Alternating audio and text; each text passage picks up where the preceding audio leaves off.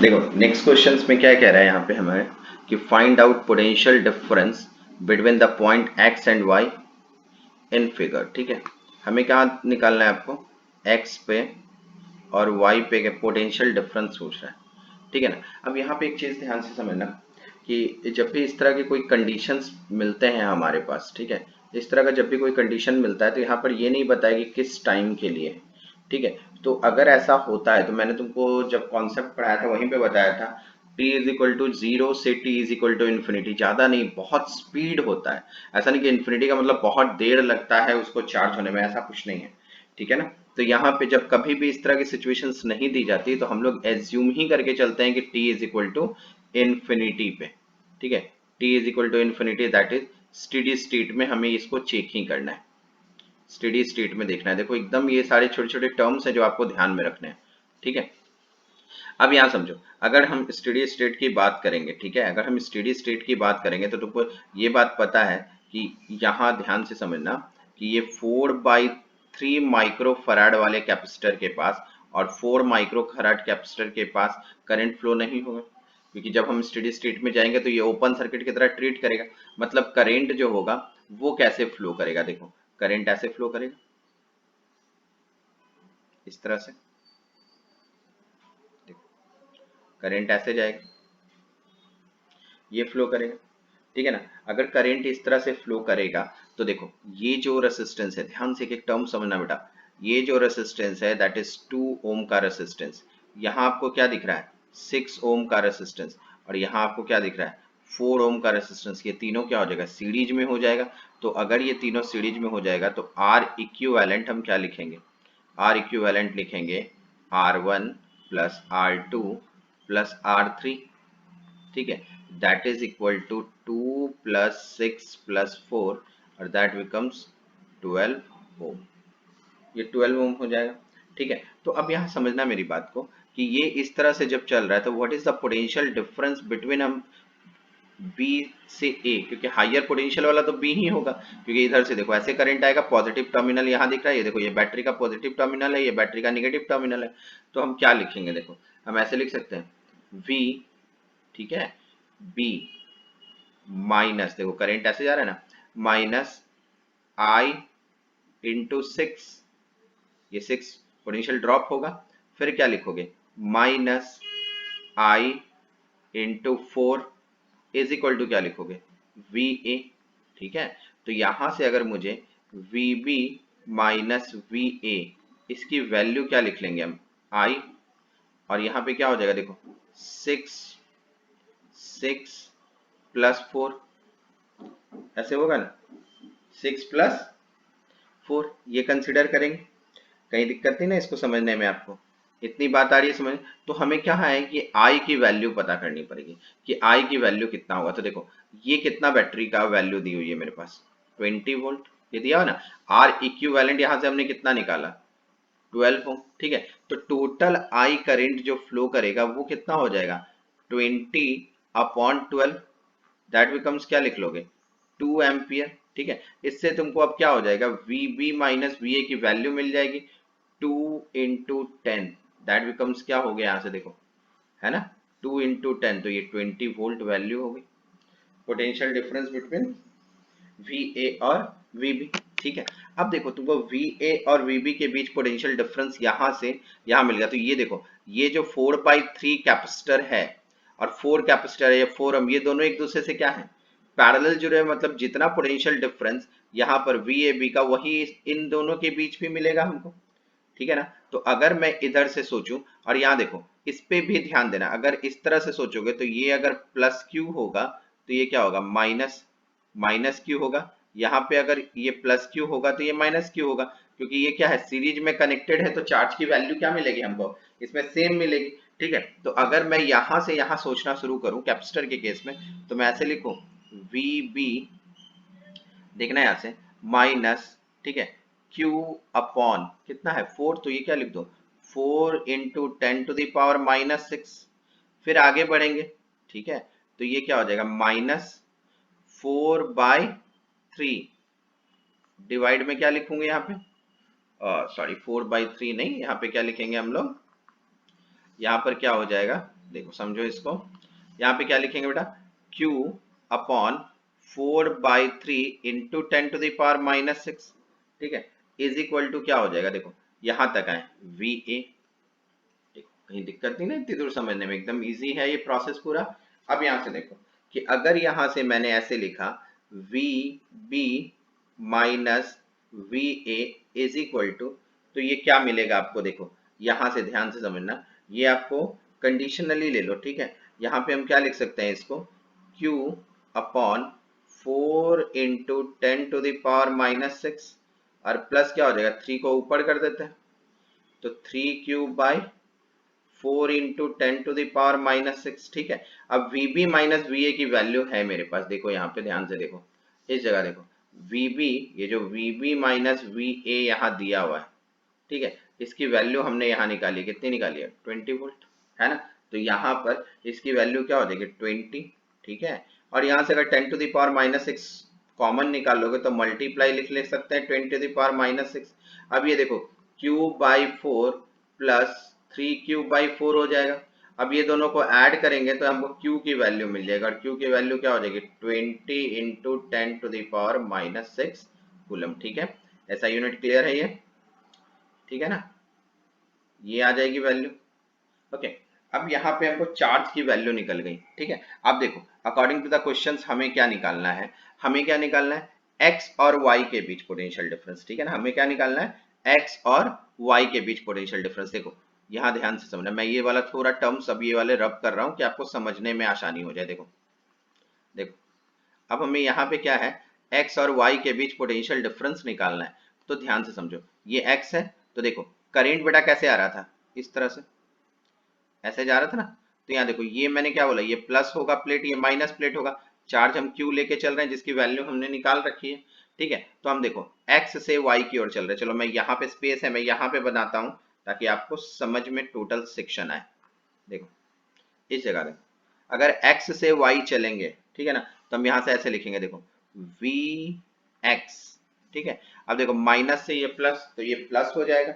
अब प्लस कितना लिखेंगे, देखो प्लस Q अपॉन क्या हो जाएगा, ये 4 इंटू 10⁻⁻6, ठीक है। अब यहाँ से देखो ये इस तरफ से ऐसे चल रहा है, करंट इधर से भी ऐसे जाएगा, यहाँ से आने के बाद ये जंक्शन पॉइंट है, दो पार्ट में डिवाइड होगा, तो यहाँ से इसकी भी वैल्यू हमको पता है I कितना फ्लो हो रहा था, तो क्या लिखेंगे यहाँ से -6 into I is equal to क्या हो जाएगा Vy, यही तो फाइंड आउट करना है हमको, है ना। मतलब यहाँ से समझो, तो यहाँ से क्या हो जाएगा Vx minus Vy is equal to क्या लिखेंगे, देखो 6 इंटू वाई क्या हो जाएगा, आई की वैल्यू हमको पता है, पहले ही हमने निकाला है, देखो यहाँ पे कितना निकाला है 2 एम्पियर, तो क्या हो जाएगा ये 12, ठीक है, ये कितना हो जाएगा 12। अब ये देखो इस तरफ क्लियर है माइनस, तो Q की वैल्यू भी हमने निकाली है यहाँ पे, देखो थोड़ा सा आप ध्यान से समझना, यहाँ देखो ये लिखा है ना हमने Q की वैल्यू 20 इंटू 10⁻⁻6, तो क्या हो गया ये 20 मल्टीप्लाई 10⁻⁻6 डिवाइड बाई 4 इंटू 10⁻⁻6, तो 10⁻⁻6 कैंसिल, और ये 4 से 5 टाइम कैंसिल, तो that is Vx minus Vy 12 minus 5 कितना हो जाएगा 7 वोल्ट। तो ये जो होगा हमारे पास क्या हो जाएगा, देखो ये जो होगा हमारे पास फाइनल आंसर आ जाएगा, Vx माइनस Vy का फाइनल आंसर, ठीक है। कहीं दिक्कत नहीं बेटा इसको समझने में, क्लियर है, ये समझ में आया आपको, ठीक है। अब चलो नेक्स्ट क्वेश्चन की ओर बढ़ते हैं। देखो ये क्वेश्चन समझ लो पहले, ठीक है ना, यहाँ पे एक एक टर्म्स में समझना है इसमें, ठीक है। ये क्वेश्चन क्या कह रहा है, देखो यहाँ पे क्या कह रहा है, in diagram shown in the figure find the potential difference between A and B, ठीक है। मतलब हमें क्या निकालना है, पोटेंशियल डिफरेंस ए और बी के बीच में, ठीक है, and between point B and C, चलो ठीक है, ये भी कह रहा है, इसके बात मान लेंगे, इनके बीच निकालना है, ठीक है, क्लियर है ना, ऐसा निकालना है। तो कह रहा है in the steady state, steady state में कैसा होता है, ये जो है ये कैपेसिटर कैसा फील करता है, एक ओपन सर्किट की तरह, ये आपको बहुत अच्छे से पता है। अभी देखो अब बिफोर स्टेडी स्टेट अगर हम बात करें तो ये देखो ये कैपेसिटर जो है 3 माइक्रोफराड का, और ये कैपेसिटर जो है 3 माइक्रोफराड, ये एक दूसरे के साथ क्या है पैरेलल कनेक्शन में, तो ये भी 1 माइक्रोफराड और ये भी 1 माइक्रोफराड एक दूसरे के साथ क्या है पैरेलल कनेक्शन में। जब ये एक दूसरे के साथ पैरेलल कनेक्शन में है, ठीक है, तो इसका हम इक्विवेलेंट कैसे बना सकते हैं? देखो, इसका इक्विवेलेंट हम ऐसे बना सकते हैं, देखो 3 और 3 अगर दोनों को पैरेलल करेंगे तो कितना हो जाएगा 6, और 1 को पैरेलल करेंगे तो कितना हो जाएगा 2, ठीक है। तो यहाँ पे हम एक सर्किट बनाते हैं, देखो ये ऐसा हो गया, ये यहाँ ऐसा हो गया, ठीक है, इस जगह भी एक कैपेसिटर है, ऐसा हो गया, ठीक है। अब यहाँ देखो, इस जगह 20 ओम लगा हुआ है, यहाँ पे चलो एक बैटरी लगी हुई है, और यहाँ पे भी एक रेसिस्टेंस दिया हुआ है, ठीक है। तो इसकी वैल्यू कितनी हो गई मेरे पास 6 माइक्रोफैराड, 3 और 3, और इसकी वैल्यू कितनी हो गई मेरे पास 2 माइक्रोफैराड। ये हमें कितना दिया हुआ है 1 माइक्रोफैराड, और ये कितना है मेरे पास 10 ओम है ना ये, ठीक है। ये कितना है मेरे पास 10 ओम, और ये कितना है 20 ओम, और ये 100 वोल्ट की बैटरी लगी। देखो अब इक्विवेलेंट ऐसा हो गया, क्लियर है। जब ये इक्विवेलेंट ऐसा हो गया तो यहाँ पे अब टर्म्स को समझना, देखो अगर, क्योंकि हम उस टाइम की बात कर रहे हैं, ठीक है ना, जब ये स्टेडी स्टेट से पहले, तो इसके पास मैक्सिमम चार्ज कितना आया होगा, मेरी बात को सुनो, इसके पास मैक्सिमम चार्ज कितना आया होगा। देखो ऑब्वियसली हम क्या लिखेंगे यहाँ पे प्लस, ये प्लस होगा, ये माइनस होगा, ठीक है, ये प्लस होगा, ये माइनस होगा, क्लियर है। इस तरह से कंसिडर करेंगे। आ रही है आपको बात समझ में, कहीं दिक्कत नहीं ना? तो देखो यहाँ पे अगर मैं किरचॉफ्स लगा रहा हूँ, ठीक है, और इससे मैं Q की वैल्यू आइडेंटिफाई कर रहा हूँ कि what is the value of Q, ठीक है, क्योंकि ये पॉइंट क्या है मेरे पास, देखो ध्यान से, दिस पॉइंट B है, और दिस पॉइंट क्या है A, और दिस पॉइंट क्या है C। तो अगर मुझे इसमें मतलब पूरे सर्किट में Q की वैल्यू निकालनी पड़ेगी पहले कि what is the value of the Q जो यहाँ से इस तरह से मूव कर रहा है। तो देखो इस Q की वैल्यू कितनी हो जाएगी वो देखो, तो Q की वैल्यू हम कैसे निकाल सकते हैं, देखना मेरी बात को ध्यान से समझना है यहाँ पे कि what is the value of Q हम क्या कंसिडर करेंगे, ठीक है। तो Q की वैल्यू कितनी हो जाएगी, देखो माइनस कितना दिया हुआ है Q अपॉन 6 माइनस क्या लिखेंगे Q अपॉन 2 प्लस क्या हो जाएगा 100 इज इक्वल टू क्या हो जाएगा 0, ठीक है। तो यहाँ से Q की वैल्यू आप सॉल्व करोगे, आपको कितना मिल जाएगा 150 माइक्रो कूलम। देखो तो चार्ज की वैल्यू मेरे पास कितनी आ गई यहाँ पे 150 माइक्रो कूलम। जब इतनी चार्ज की वैल्यू आ गई, ठीक है, चार्ज की वैल्यू यहाँ से क्लियर है, इतना आ गया, तो हम क्या बोल सकते हैं, the potential difference between A B क्या हो जाएगा। देखो अब ये आसान हो गया, ये potential difference between between A B देखो ए से बी तक का पोटेंशियल डिफरेंस हमको निकालना है। तो देखो चार्ज कितना है मेरे पास 150, ठीक है, और इसके बीच देखो चार्ज हमारे पास है, कैपेसिटेंस कितना है 6, तो क्या लिख देंगे 150 डिवाइड बाई 6, ये कितना हो जाएगा 25 वोल्ट। आइए बात में, ये कितना हो जाएगा 25 वोल्ट। तो उसी तरह अगर हम potential difference between B and C देख लेंगे तो ये भी आसान है, 100 में से इतना माइनस कर देते हैं, ठीक है। इसको क्या करेंगे हम लोग कि पोटेंशियल डिफरेंस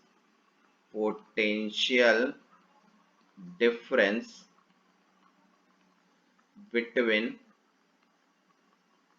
बी सी, ठीक है, वो क्या हो जाएगा इज 100 माइनस 25, तो क्या बचेगा मेरे पास 75 वोल्ट, ठीक है।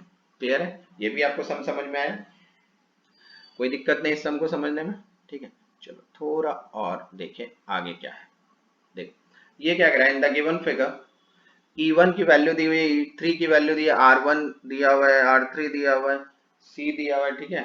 इसमें बहुत कुछ है, find the current in R3 and the energy stored in the capacitor, ठीक है। चलो energy stored in the capacitor, तो energy stored in the capacitor कितना होता है हाफ CV स्क्वायर, ठीक है ना, half CV square, is it clear, ठीक है। Energy stored in the capacitor हम लोग क्या बोलते हैं हाफ CV स्क्वायर। अब मेरी बात को यहाँ ध्यान से समझो कि अगर ये हाफ CV स्क्वायर है तो इसको हम कैसे मेंटेन करेंगे, ठीक है ना, क्लियर है। और यहाँ पे देखना है हमको पहले क्या कि करेंट की वैल्यू क्या है R3 पे। ठीक है, सबसे पहले हमें क्या देखना है, what is the value of current in R3। ठीक है, अब देखो इस क्वेश्चंस को थोड़ा समझने की कोशिश करना है। ठीक है, कि देखो अभी क्या है मेरे पास, यहां से तुमको क्या दिख रहा है कि इस जगह बैटरी E2 दी हुई है, E3 दिया हुआ है, E1 दिया हुआ है। ठीक है ना, क्लियर है। अब यहाँ देखो find the current in R3। ठीक है, तो हमको करेंट निकालना है कि R3 पे करेंट कितना होगा। ठीक है, तो देखो यहाँ पे फर्स्ट ऑफ ऑल हम क्या करते हैं, ये पूरे सर्किट्स को रीड्रॉ कर लेते हैं। देखो सारी वैल्यू लिख के एक बार रीड्रॉ कर लेते हैं सर्किट को हम। इस तरह से बैटरी बनी हुई है, देखो यहाँ पर ये कैपेसिटर है, यहाँ एक बैटरी बनी हुई है इस तरह से, ये रेसिस्टेंस है। ठीक है, देखो यहाँ ये रेसिस्टेंस दिया हुआ है,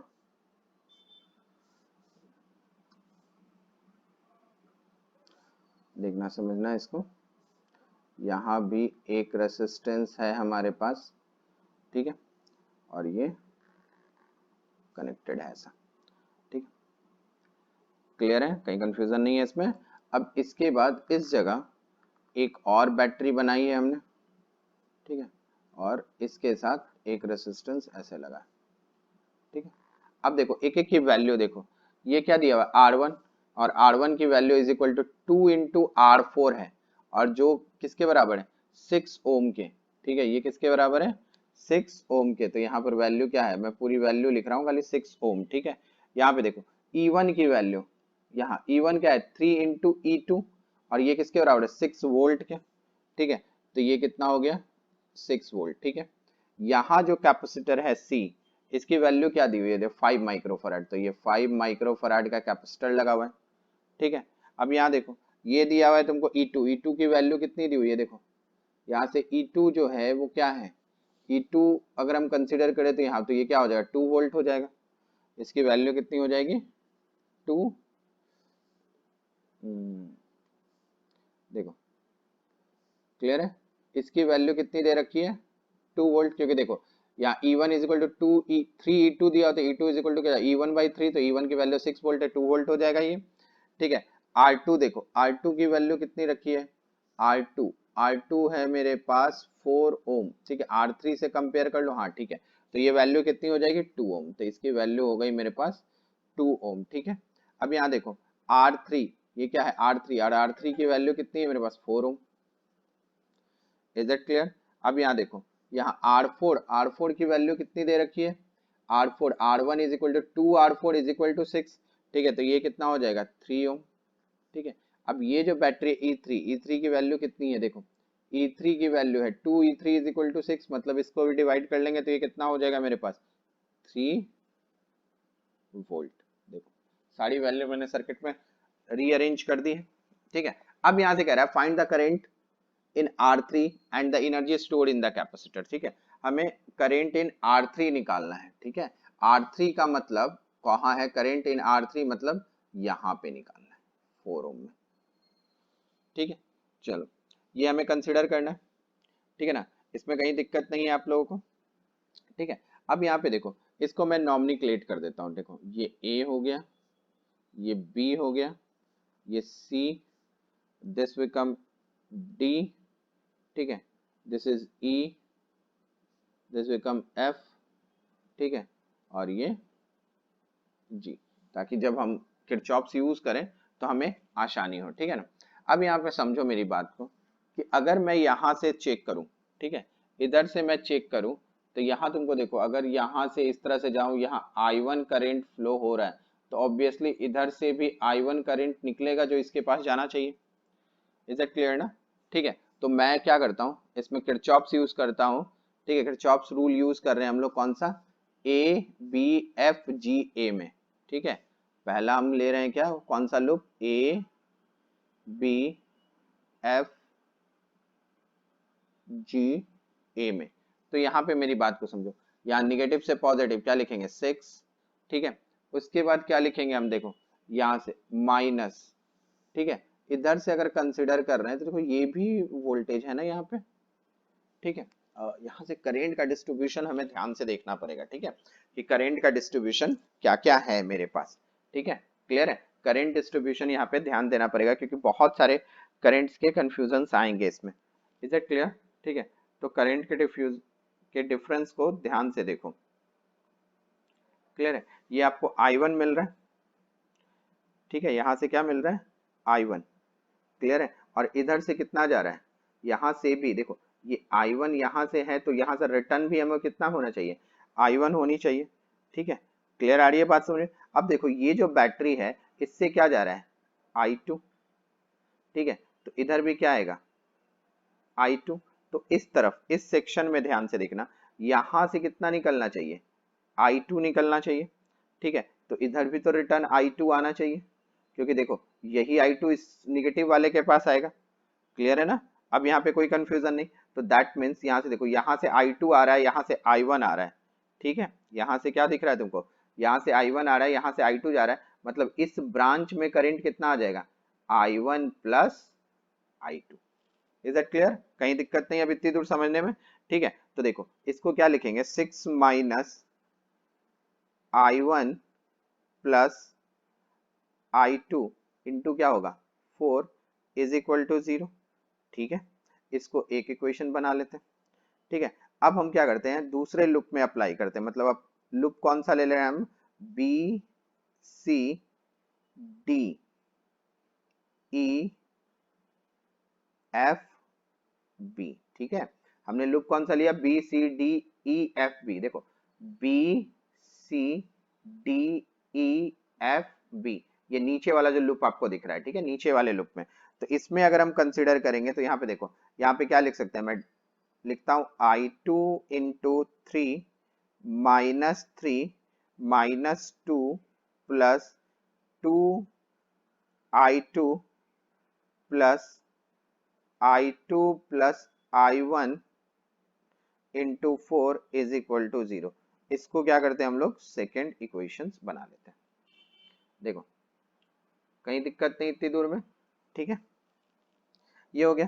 तो देखो अब यहाँ पे क्या कर रहे हैं हम, ये जो आया, ये जो वैल्यूज आई है, देखो 6 और 6 यहाँ दिख रहा है ना तुमको, ठीक है, ये दिख रहा है, इसको इस तरफ ले आएंगे, ये इधर आ जाएगा, ठीक है ना। तो यहाँ पे मेरी बात को ध्यान से समझना, ठीक है। यहाँ पे 6 नहीं होगा बेटा, ये तो 0 है ना, 6 कैसे हो गया, ये होगा, ठीक है, क्लियर है। अब यहाँ पे क्या करते हैं, इस जगह जैसे I2 प्लस I1 इंटू 4, इसकी जगह हम 6 वैल्यू पुट कर सकते हैं, ठीक है, इस इक्वेशंस में, क्योंकि हमको फर्स्ट इक्वेशंस में ये मिला हुआ है वैल्यू, तो हम ऐसे लिख देते हैं, पुटिंग द वैल्यू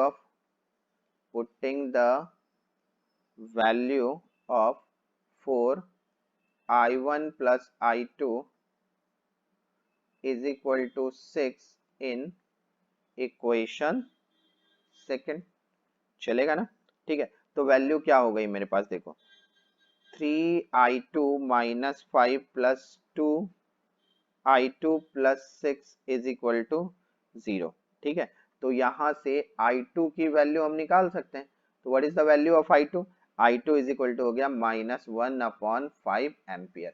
मतलब ये जो I2 की वैल्यू आ रही है माइनस आ रहा है, मतलब इसका डायरेक्शन इधर से आना चाहिए, ठीक है, ये आ रहा है, कहीं दिक्कत नहीं इसको समझने में।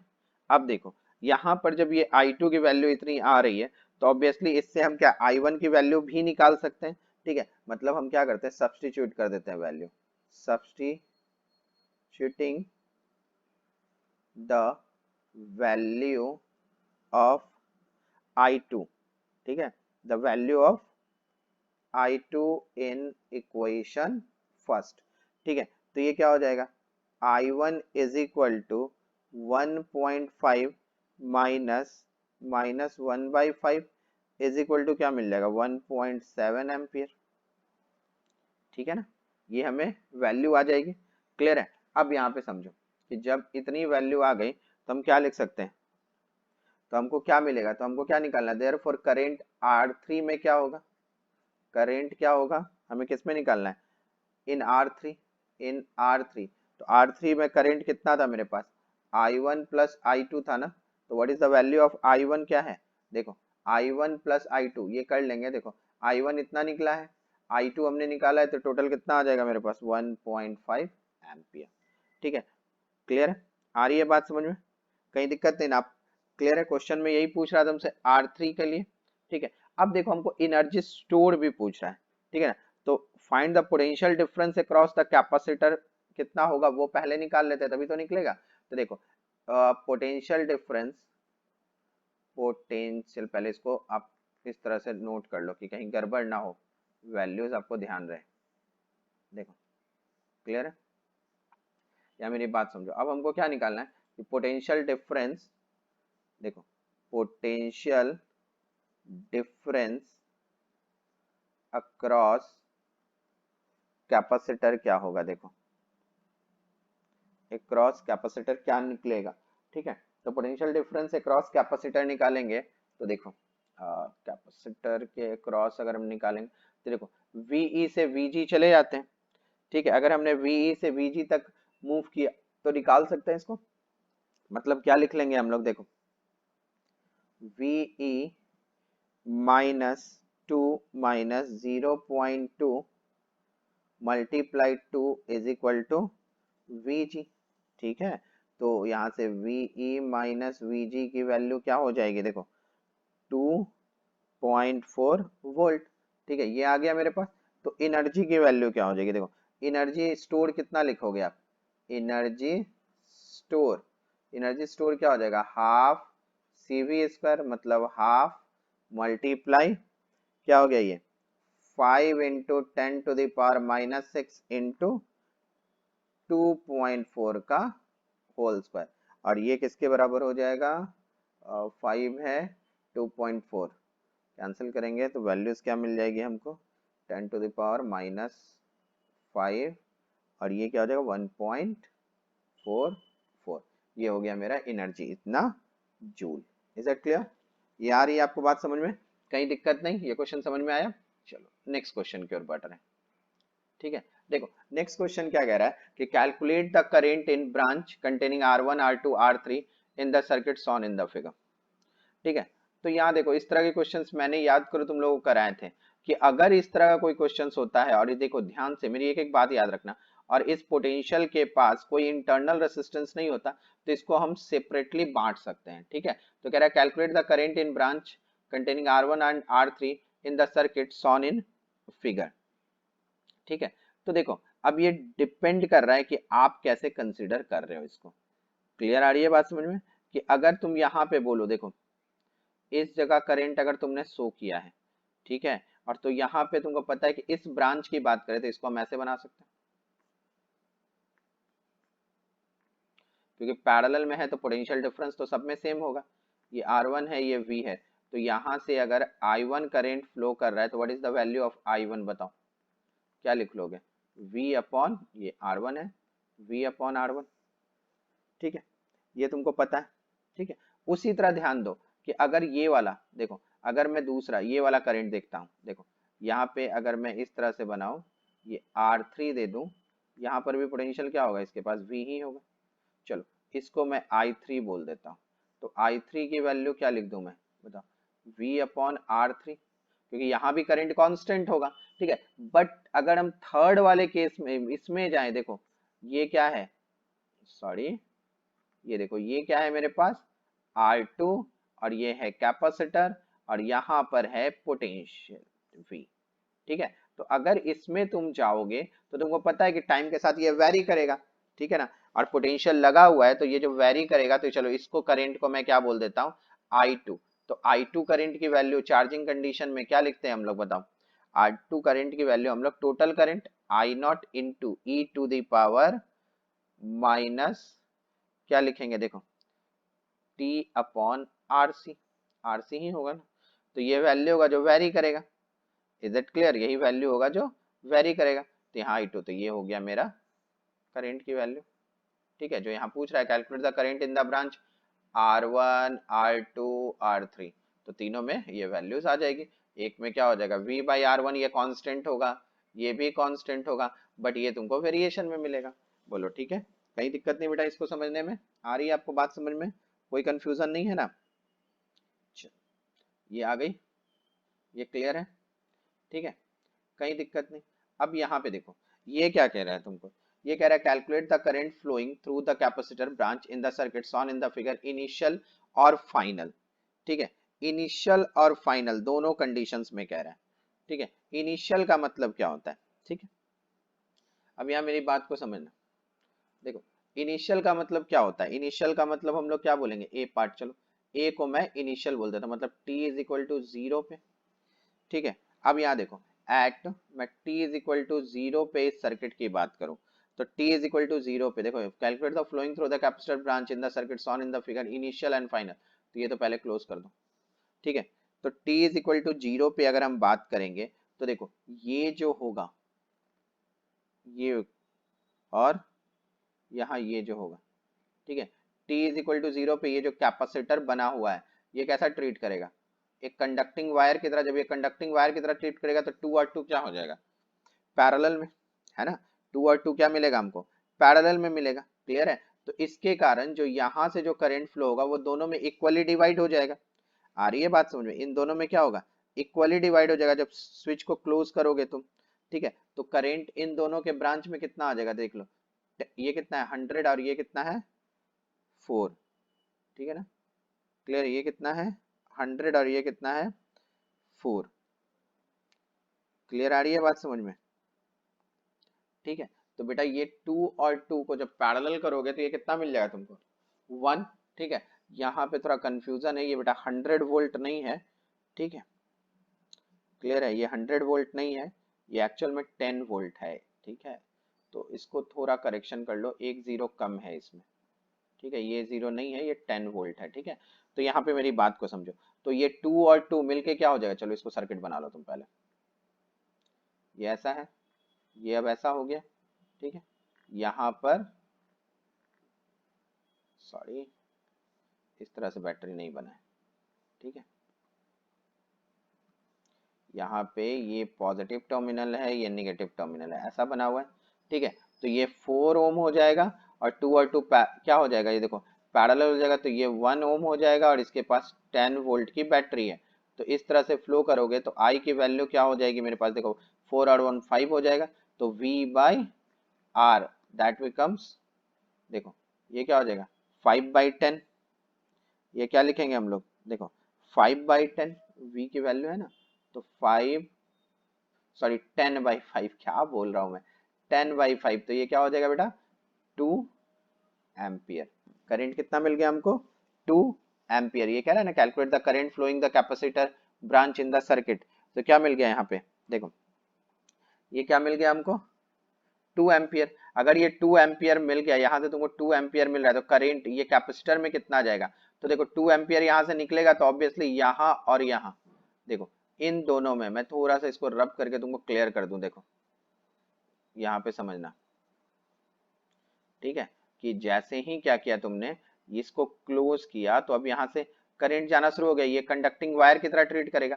तो यहाँ पूछ रहा है कैपेसिटर ब्रांच में कितना होगा, तो देखो इस जगह से जो 2 एम्पियर का करंट आ रहा है वो अब यहाँ पर आके क्या होगा? 1 एम्पियर और 1 एम्पियर में डिवाइड हो जाएगा क्योंकि दोनों इक्वल है। ठीक है, तो इसके पास कितना करंट हो जाएगा कैपेसिटर थ्रू ब्रांच? तो हम क्या लिखेंगे? Capacitor through branch, branch. ठीक है, कैपेसिटर थ्रू ब्रांच, इसको ठीक कर लो यार स्पेलिंग बी। ठीक है ना, क्या लिखेंगे? ब्रांच। कितना हो जाएगा? 1 एम्पियर। Is it clear? ये 1 एम्पियर मिलेगा। अब ध्यान से देखो, अगर यहीं पे, अब इसको थोड़ा सा मैं फिर रब कर रहा हूं क्योंकि सिचुएशन दूसरा बना रहा है। ठीक है, अब यहाँ पे क्या कह रहा है, अब इसकी बातें समझना। ठीक है, इसकी बातें को समझ लेना। ये तो बेटा नहीं है जीरो, ठीक है ना, ये 10 वोल्ट है। अब यहाँ पे कह रहा है t is equal to infinity पे थिंक करो। t is equal to infinity पे ये क्या हो जाएगा? Open circuit. ये क्या मिलेगा हमको? ओपन सर्किट, मतलब इधर करंट पास ही नहीं करेगा, तो पास इन दोनों में करेगा, है ना? t is equal to infinity पे करंट क्या हो जाएगा? तो this means no current will through the capacitor branch. ठीक है ना, इस कैपेसिटर ब्रांच में तो कोई करंट फ्लो ही नहीं करेगा। तो हम बी पे क्या लिख सकते हैं कि t is equal to infinity. ठीक है, t is equal to infinity, the circuit becomes कैसा हो जाएगा? इस तरह से देखो सर्किट ऐसा बन जाएगा ना। चलो मैं तुमको बना के बता दूं भाई। ये देखो, ये ऐसा हो गया, ये स्विच क्लोज कर दो, यहाँ पे रेसिस्टेंस हो गया, यहाँ पे रेसिस्टेंस हो गया। देखो ये सब बहुत किया है, अब तुम लोग को माहिर हो जाना चाहिए आरसी सर्किट में, ठीक है। ये 2 ओम है, ये 2 ओम है, तो बेटा इधर तो जाएगा नहीं, तो circuit t is equal to infinity में ऐसा हो जाएगा। दिस मीन्स हम क्या लिखेंगे, this means no current, this means that no current flows through the capacitor branch. Is it clear? ठीक है ना, ये कोई करंट फ्लो नहीं करेगा through the capacitor branch. Is it clear? कहीं दिक्कत नहीं इसको समझने में, ठीक है। अब देखो नेक्स्ट, अब हम